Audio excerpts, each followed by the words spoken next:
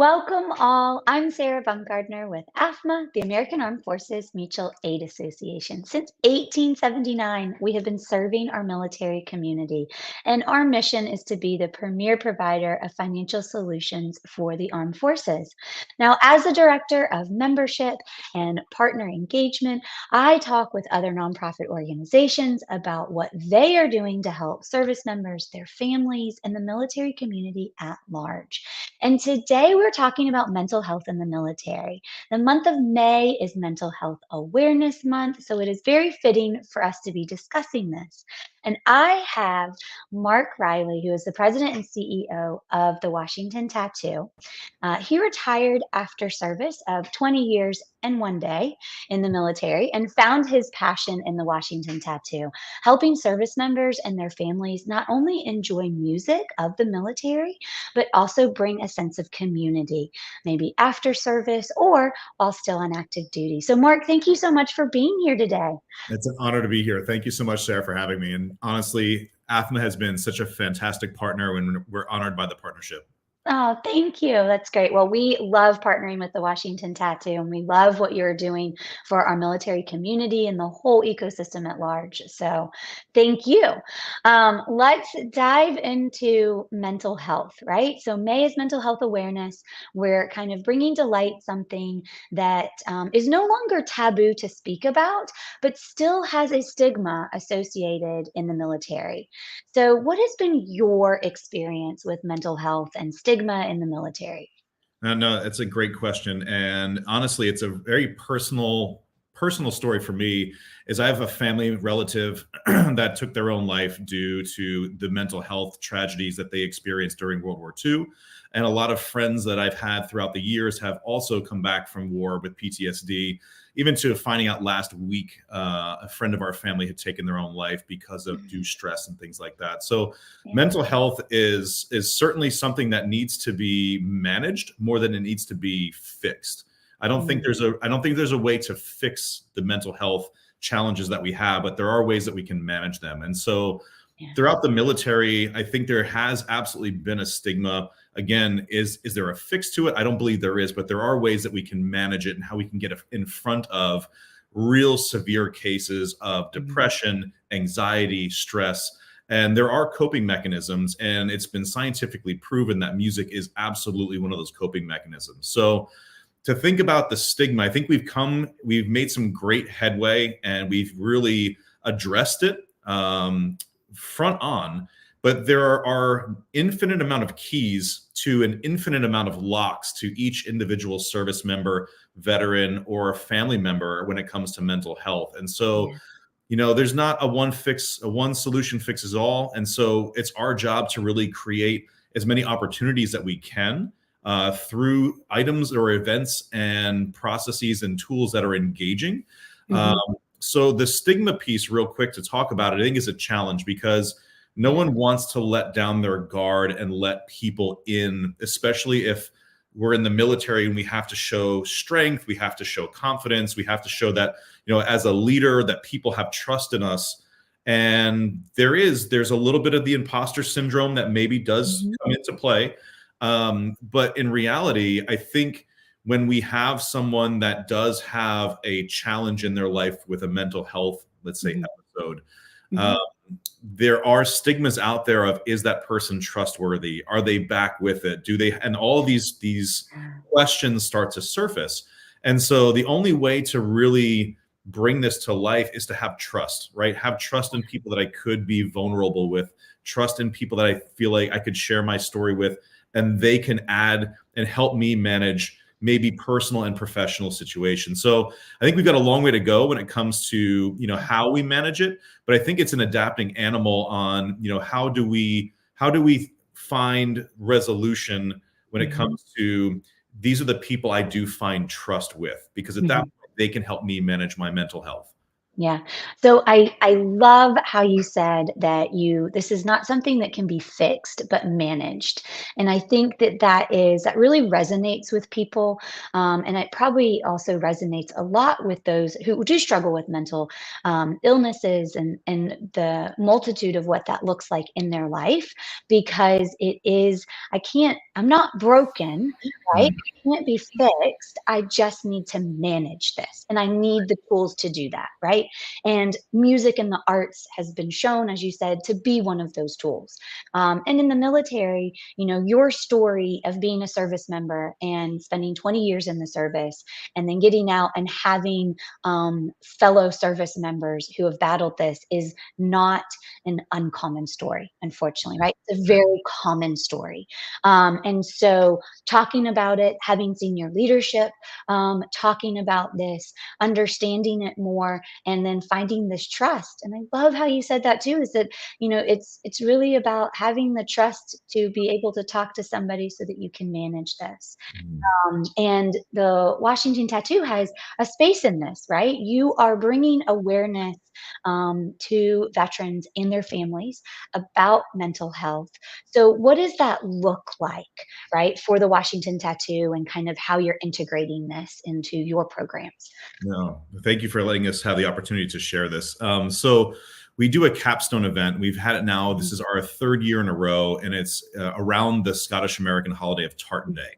So we've partnered with the Scottish government in the US, and we've partnered with the British Embassy, and have found, honestly, that these struggles that we're finding within the veteran space are not unique just to the veteran or military service member. Is just how do we handle trauma? How do we handle our own mental health? And so over the last 18 months, the Washington Tattoo has had a series of programs in around the capstone of our April event. But of course, throughout the remainder of the year, we do several other events.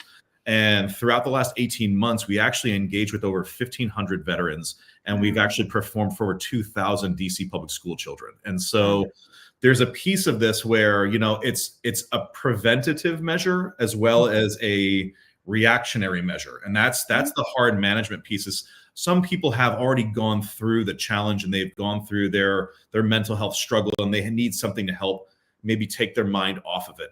Other folks are trying to say, look, I saw my grandfather or my uncle or my best friend go through this struggle, and I don't really want to go through it. So what can I do to be preventative of going through that same situation? And so we have two pillars with the Washington Tattoo. One is absolutely veterans' mental health, and the other one is at-risk youth in the DC area. And so those two programs have really let us get kind of nitty-gritty and get very granular on, like, what are specifics that actually help people navigate, or maybe they have found the key. Maybe they found the key to that lock, and they find their own personal passion with it. And so one of the programs is called Rudiments to Recovery.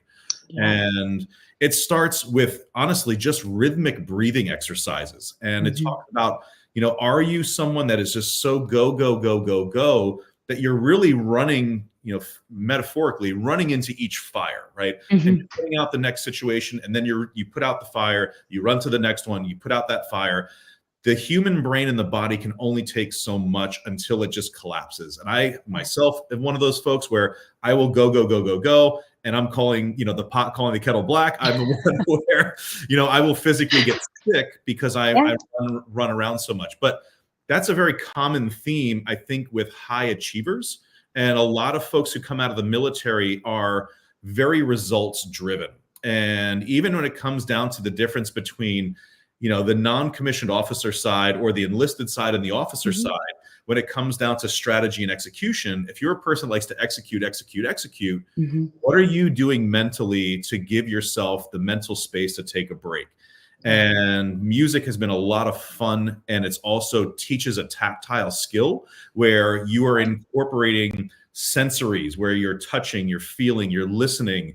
And when it comes down to the Rudiments to Recovery program specifically, it talks about breathing in for 4, breathing out for 4, breathing in for 4, out for 8. Are you aware of the patterns of your own breath? And if you're not, that typically means you're really stressing yourself out most of the day. And so yoga, breathing exercises, that's all part of this rhythmic breathing pattern. And so Groupings of 4, groupings of 8 directly correlate to music. So we take this idea of the breathing exercise, and then we talk about a single stroke, which is right, left, right, left, right, left. A double stroke, right, right, left, left, right, right, left, left, or triple strokes, right, right, right, left, left, left. And we put those into patterns. And also, while we play it, we're breathing in those same patterns.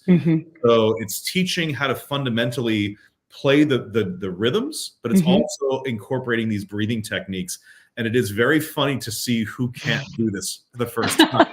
I bet. It's definitely the patting the belly, rubbing the head, or vice versa. And so what's fun though is at the end of it though, we're putting music to this, and so people will play along. We have a play along track that goes into R&B, it goes into country, it can go into heavy metal, it can go into pop.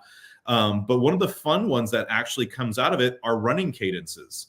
And so when you start to think about, unity and building community in basic training, people are broken down in basic training or boot camp, and then they're rebuilt back up. And the way that part of it is being rebuilt back up is when you go on your runs and you sing a cadence. So C-130 rolling down the strip, most people will sing it. There's a very, very common. And we've been putting these rudimental patterns or these drumming rudiment patterns to these running cadences. And then they apply the sticking. So right now there are 3 sessions. There's an introductory session, and then there are 3 actual sessions where you're learning the single, double, and triple stroke. But it involves words of encouragement, motivational speaking, storytelling, because at the end of the day, we want people to come back and be a part of the program. And so the speed and trust is a very big part of this. And so if I trust people and I can be vulnerable, I'm willing to kind of open up those stories. So it's been a lot of fun breaking this down. And it's been, where art meets science. And there's so much science when it comes to the neurology, it comes to the psychology, it comes into the sociology of this. And it's been a lot of fun to unpack.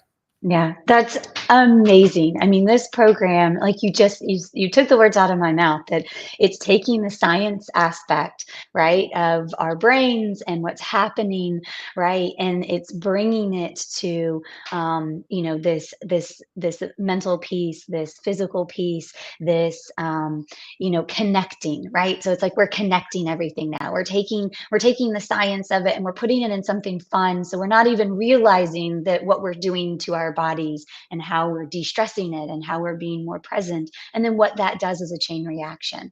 And this program's amazing. And for anybody who is listening and you're thinking, gosh, this is a tremendous program, I would love to participate in it, or I would love to support it, please reach out to Mark, please reach out to the Washington Tattoo, and find out how you can get connected with this. And I would love to know too, if anybody who's listening out there, if you have experienced, right, or you have figured something that works for you, right, in your mental health journey, to de-stress yourself. I myself used to be a runner, and that cadence was so important to me, and I didn't really know why, right? Why was it so important to me, that I could run better if I was in this certain rhythm? Well, there's a reason for that, right? There's science behind it. So it's tremendous what you're doing in the space of bringing awareness, right? Through your 2 pillars, right? The mental health of veterans, and then the youth in DC as well, which, is all kind of connected.